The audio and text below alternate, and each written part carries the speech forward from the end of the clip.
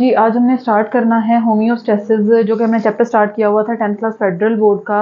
उसमें हमने देखना है आज फंक्शनिंग ऑफ द नेफ्रॉन, के नेफ्रॉन जो है वो हमारे पास किस तरह से फंक्शन जो है ना वो क्या कर रही होती है, परफॉर्म कर रही होती है। आज हमने फंक्शन ऑफ नेफ्रॉन देखना है। आप लोगों ने लास्ट क्लास में देखा होगा कि हमारे स्ट्रक्चर क्या था नेफ्रॉन का। आज हम देखेंगे जो हमारी नेफ्रॉन है वो क्यों इस तरह से डिजाइन की गई है और क्यों हमारा एक्सक्रीटरी सिस्टम या हमारा किडनी नेफ्रॉन से बना हुआ है, एक नॉर्मल जनरल सेल से नहीं बना हुआ।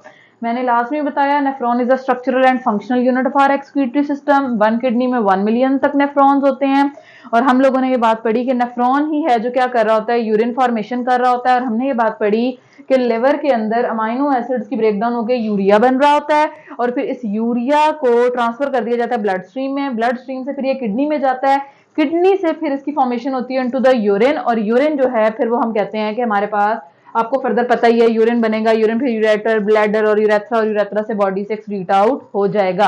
आज की क्लास में हम यूरिन की कंपोजिशन देखेंगे और हम देखेंगे कि हमारा नेफ्रॉन जो है वो किस तरह से फंक्शन परफॉर्म कर रहा है।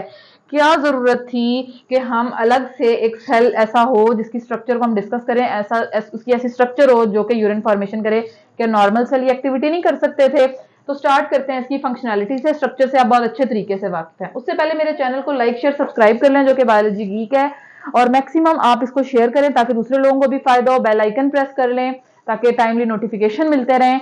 कमेंट सेक्शन में कमेंट लाजमी किया करें अगर कोई चीज समझ नहीं आ रही, कोई सजेशन है, हम अगर कोई सजेशन होगा तो हम इंप्रूव करने की कोशिश करेंगे, और अगर कोई आप कह लें कि क्वेश्चन होगा तो मैं पूरी कोशिश करूंगी कि मैं उसको आंसर कर सकूं। ओके जी, स्टार्ट करते हैं फंक्शन ऑफ नेफ्रॉन से। आपने ये पढ़ा हुआ था कि हमारे पास रीनल कार्पसल है, रीनल टिब्यूल है। ये दोनों रीनल कार्पसल थे, बाकी जितना भी टिब्यूलर सिस्टम है कि हमारे पास क्या था, रीनल टिब्यूल था। अब हमारे पास इसी तरह से नेफ्रॉन के 3 फंक्शंस हैं। सबसे पहले क्या है, प्रेशर और ग्लोमेरुलस फिल्ट्रेशन क्या है डिस्कस करेंगे। दूसरा फंक्शन क्या है, ट्यूबुलर और सिलेक्टिव रीअब्जॉर्प्शन, और थर्ड है हमारे पास ट्यूबुलर सिक्रीशन।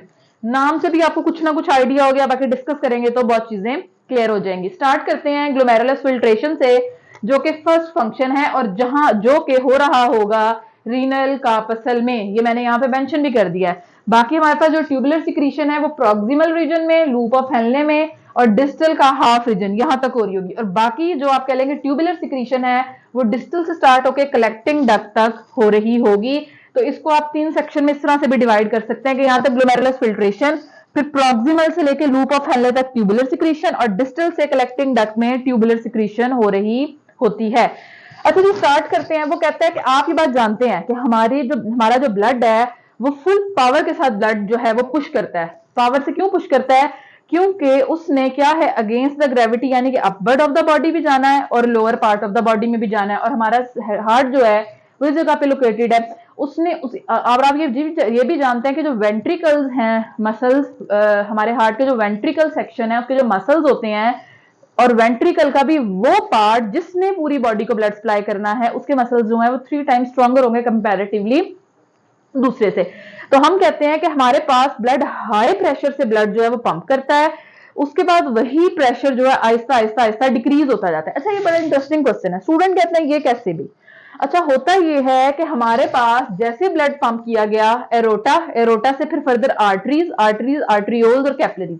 अब देखिए प्रेशर हाई है, प्रेशर हाई है, एरोटा एक ट्यूब है जिसका डायामीटर क्या है, अकॉर्डिंग टू द प्रेशर है, उस डायमीटर के अकॉर्डिंग उसका प्रेशर क्या है, हाईएस्ट है। अब ये एरोटा फर्दर आर्टरीज में डिवाइड हो रहा है, आहिस्ता आहिस्ता प्रेशर कम हो रहा है, लेकिन उन आर्टरीज के अकॉर्डिंग क्या है, प्रेशर नॉर्मल है, ठीक है, या आप कह लें कि उनके अकॉर्डिंग जो है वो हाई है। फिर आर्टरीज फर्दर डिफरेंट आर्टरियोल्स में कन्वर्ट होंगी।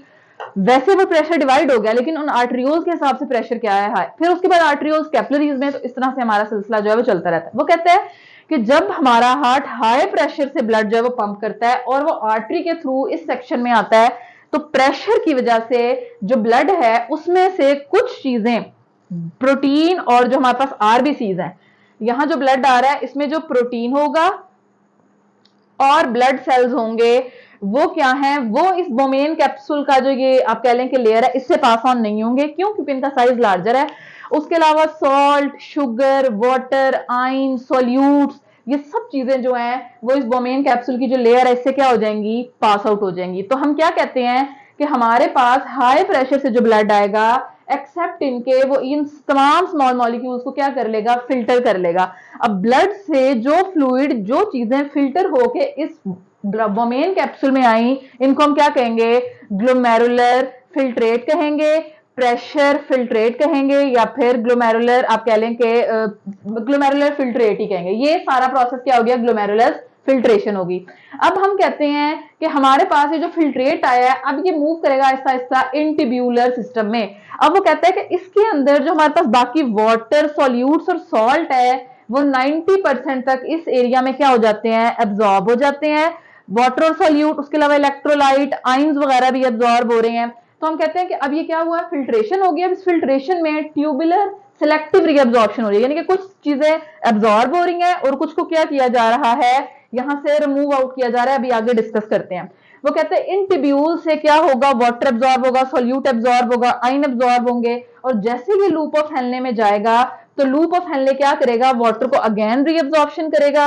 जो एक्स्ट्रा वाटर होगा वो क्या कर देगा, वो डाइल्यूट यूरिन और कंसंट्रेटेड यूरिन, वो जब हम ऑस्मोरेगुलेटरी फंक्शन पढ़ेंगे ना उसमें डिस्कस करेंगे। तो हम कहते हैं कि जो loop of descending loop of Henle ये क्या करता है, वाटर की रीअब्जॉर्प्शन करता है, और ये जो असेंडिंग लूप ऑफ हेनले ये सॉल्ट्स की रीअब्जॉर्प्शन करेगा। अब जैसे ही हमारा आप कह लें कि वो ब्लड एंटर हुआ into the distal convoluted tubule, यहाँ पे डिफरेंट सिक्रीशंस होंगी, क्योंकि ट्यूब्यूल्स में सिक्रीशन हो रही है, उनको हम ट्यूबुलर सिक्रीशन कहेंगे। और अगेंस्ट द कंसंट्रेशन ग्रेडियंट, यानी कि इस जगह पे क्या होगी, एक्टिव ट्रांसपोर्ट होगी। और एक्टिव ट्रांसपोर्ट सब जानते हैं कि इसमें एनर्जी रिक्वायर्ड होती है, यानी कि इसमें जो ट्रांसपोर्ट होगी वो लोअर टू द हायर होगी, अगेंस्ट द ग्रेडियंट है। तो हम कहते हैं कि कैपिलरीज से हमारी ट्यूब्यूल्स के अंदर एब्जॉर्प्शन हो रही है, और किस वजह से हो रही है, क्योंकि डिस्टल कॉन्वुलेटेड ट्यूब्यूल्स कुछ सिक्रीशंस कर रही हैं। उसमें पोटेशियम आयन सिक्रीशन हो सकती है, हाइड्रोजन आयन सिक्रीशन हो सकती है, डिफरेंट यूरिया है, यूरिक एसिड है, क्रिएटिनिन वगैरह, ये हमारे वेस्ट प्रोडक्ट हैं जो होते हैं, जिनकी कंसंट्रेशन क्या होगी, ज्यादा होगी, उसके अकॉर्डिंग जो है वो क्या हो जाएगी, सिक्रीशन होगी, या उसके अकॉर्डिंग जो है वो ट्रांसपोर्ट होगी, जिसकी वजह से अब इसमें जब एंटर हो गया हमारा वो पार्ट ऑफ द ब्लड या वो फ्लूइड जो कि पार्ट ऑफ द ब्लड है, उसको हम क्या कह रहे हैं, यूरिन कह रहे हैं। और अब वो आहिस्ता आहिस्ता कलेक्टिंग डक्ट, और कलेक्टिंग डक्ट से फिर वो हमारे रीनल पेल्विस, और रीनल पेल्विस से व्हेन रिक्वायर्ड वो हमारी बॉडी से क्या हो जाएगा, रिलीज आउट हो जाएगा। और रिलीज आउट होने से पहले वो आप कह लें कि हमारे ब्लड में क्या हो रहा होता है, स्टोर हो रहा होता है। अब देखिए मैंने इधर ड्रॉ किया इसको टू पार्ट्स में। ये जो अपर पोर्शन है, यानी कि ग्लोमेरुलस, बोमेन कैप्सूल, प्रॉक्सिमल का ये रीजन, लूप ऑफ हेनले का ये किस में आता है, रीनल कॉर्टेक्स में। आपको याद होगा हमने किडनी ड्रॉ की थी, हमने कहा था जो आउटर रीजन है that is the renal cortex, और जो इनर रीजन है that is the renal medulla, जिसमें हमारे पास पायरामिड्स आ रहे थे। फिर वो कहता है कि ये हमारे पास क्या आ जाता है, रीनल मेडुला में आ जाता है, और फिर ये सारा जो है वो क्या होगा, ड्रेन होगा इनटू द रीनल पेल्विस, और फिर ये रीनल पेल्विस जो है वो ओपन होगा यूरेटर में, जो कि यूराइनरी ब्लैडर में, और फिर यूरेथ्रा से क्या हो जाएगा, रिलीज आउट हो जाएगा।